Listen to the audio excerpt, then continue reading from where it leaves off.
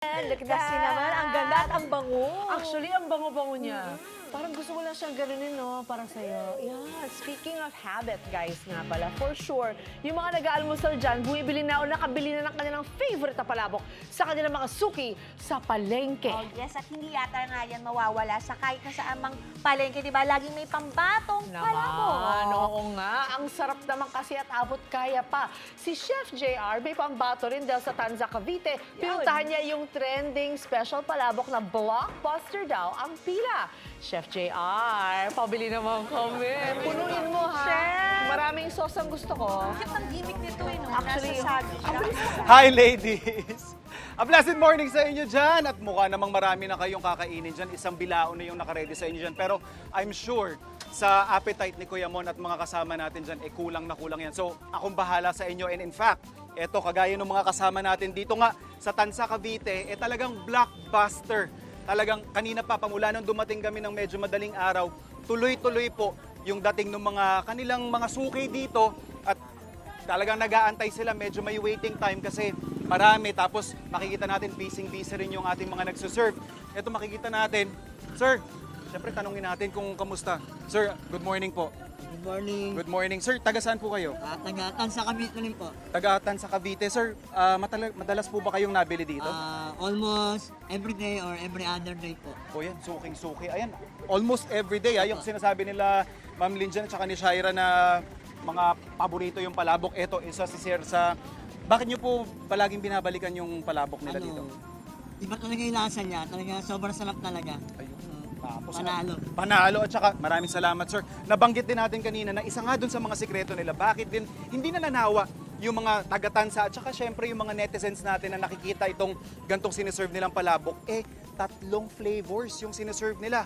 Curious lang din ako, ano ba yung tatlong flavors na yun? Kaya syempre, dapat matanong natin yung nagsiserve dito.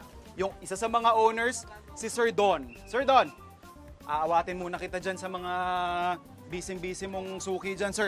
Sir, a blessed morning po. Good morning po. Sir, gaano na po ba kayo katagal na nagluluto ng palabok ninyo? Since 2017 po.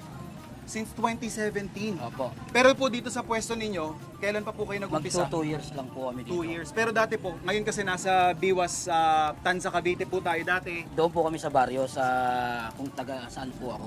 Okay, sa Punta... Punta Uno. Okay. Tapos sir, bakit sa tingin nyo po binabalik-balikan ng mga suki ninyo itong palabok ninyo? Nasasarapan po sila, Siyempre. malinamnam at lagi pong mainit ang aming luglog. Ayan, makikita Kasi natin. lagi pong may apoy, hindi po namin pinapatay sa apoy. Tuloy-tuloy lang Tuloy-tuloy po. po siya hanggang maubos. At saka, yun nga po, na-appreciate ko lang din dun sa crowd natin na mismong taga-Tanza yung mga sumusuporta sa inyo, yung talagang suki ninyo, kaya buhay na buhay yung negosyo nila, Sir Don, ano? Opo. Sir Don, tanong ko lang din po, anong oras kayo nagbubukas? Kasi kanina pagdating pa lang namin na madaling araw, nagsiserve na kayo 3 a.m. po. Nag-umpisa na po kami ng 3 a.m. 3 a.m. tapos hanggang anong oras po yan? 8 a.m. Hanggang sa kung matapos ng maga. Until sobrang supply dami po. last, Opo. no? So ito pa, isa ba yung mga kakaibang part na napansin ko rin doon sa yung atake nila, Sir Don, is, Sir, bakit po dahon yung ginamit nating pagsuservan? Kasi daw po nung panahon noon, nung araw po, wala pong plastic, wala Totoo pong naman. styro. Totoo naman. Dito po nakasanayang ligay. Very practical at saka Opo. yun nga, biodegradable, Opo. eco-friendly, ika nga. Pero sir, eto po, paano nyo naman po siya ina-assemble? Yung inyong tatlong flavors ng palabok. So may ano-ano po ba yung tatlong flavors natin, Patay sir? sa pino, So yan po yung tawag nating payat. payat. Okay. Opo. So yan yung payat nating palabok. Tapos tatlo po, yung isa po ay yung mataba. Lalagyan po. So mga rice flour po yan. At saka syempre yung tinatawag nating Palabok, palabok o O, sauce. luglog, yung sauce niya. Yan yung payat. payat po na serving natin. Tapos, eto naman ginagawa ni sir yung Taba. mataba. Ito po, kaya po basically, tinawag na luglog. Kailangan Ilul- po siyang iluglog sa mainit na tubig. ayan. At saka makikita nyo po, totoo, ever since po na dumating kami dito, or Hindi since na po, dumating wala kami, pong patayan yan. tuloy-tuloy po yung apoy niya.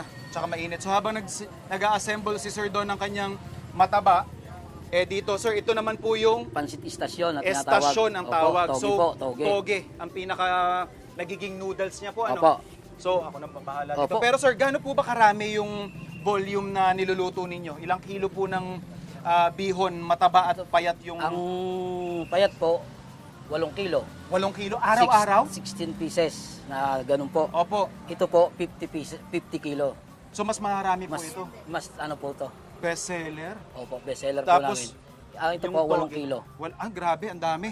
Ito, sir, pwede ko bang kuha na? Ako lang po ito, ha? Apo. Ipaghahaluin natin. Tapos, ito po yung sauce Sauce. ninyo dyan. Apo. Syempre, sariling signature yan. Opo. Nila Sir Don at saka ni Ma'am Lingling Lingling. na kanyang may bahay na talaga naman.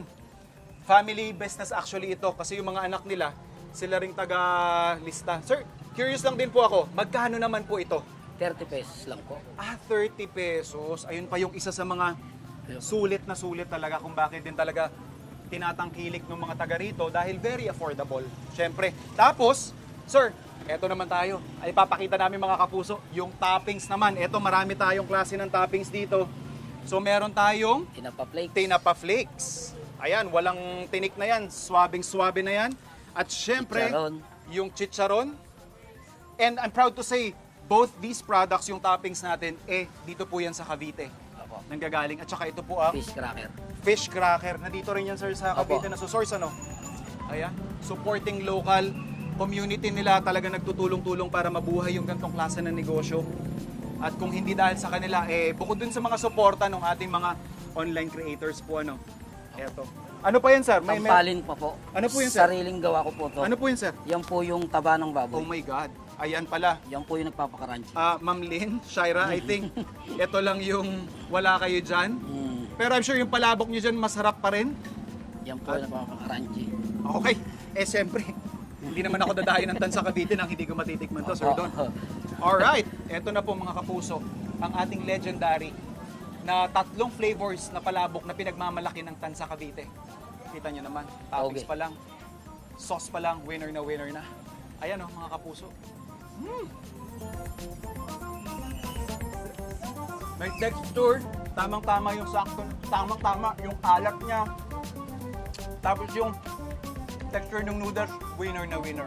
Alam ko na kung bakit ito pinipilaan, Sir Don. Thank you po. Congratulations po sa inyo ni Ma'am Lingling. At syempre sa buong Tansa, maraming salamat sa inyo. Syempre, tuloy-tuloy yung ating mga legendary food adventure. Kaya laging tumutok dito sa inyong pambansang morning show kung saan laging una ka, unang Unang hirit!